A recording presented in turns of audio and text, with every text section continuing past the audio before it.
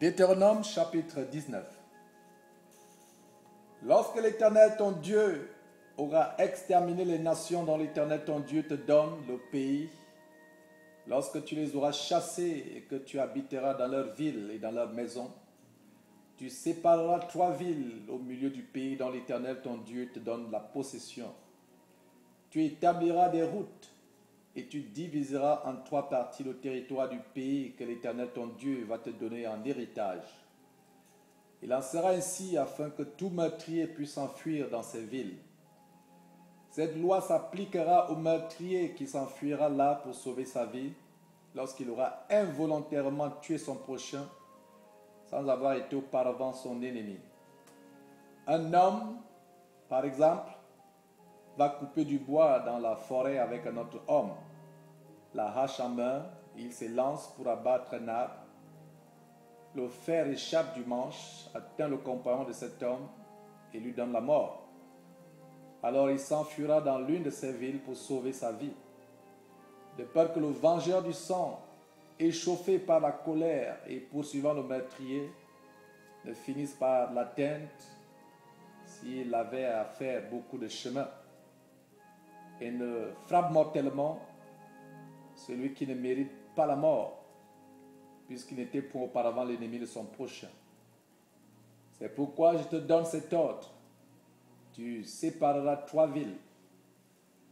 Lorsque l'Éternel ton Dieu aura élargi tes frontières, comme il a juré à tes pères, et qu'il t'aura donné tout le pays qu'il a promis à tes pères de te donner, pourvu que tu observes et mettes en pratique tous ces commandements que je te prescris aujourd'hui, en sorte que tu aimes l'Éternel ton Dieu et que tu marches toujours dans ses voies, tu ajouteras encore 3 villes à ces 3-là, afin que le sang innocent ne soit pas répandu au milieu du pays que l'Éternel ton Dieu te donne pour l'héritage, et que tu ne sois pas coupable de meurtre.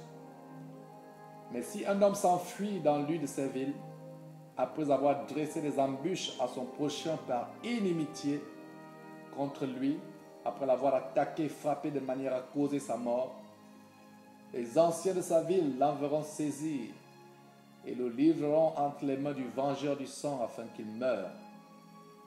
Tu ne jetteras pas sur lui un regard de pitié.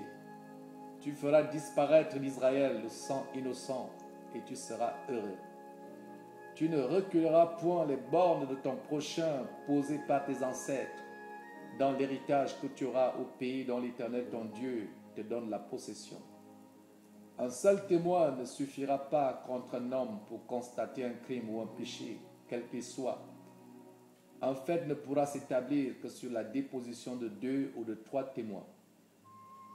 Lorsqu'un faux témoin s'élèvera contre quelqu'un pour l'accuser d'un crime, les 2 hommes en contestation comparaîtront devant l'Éternel, devant les sacrificateurs et les juges alors en fonction. Les juges feront avec soin des recherches. Le témoin est-il un faux témoin? A-t-il fait contre son frère une fausse déposition? Alors vous le traiterez comme il avait dessein de traiter son frère. Tu ôteras ainsi le mal du milieu de toi. Les autres entendront et craindront, et l'on ne commettra plus un acte aussi criminel au milieu de toi. Tu ne jetteras aucun regard de pitié. Œil pour œil, dent pour dent, main pour main, pied pour pied.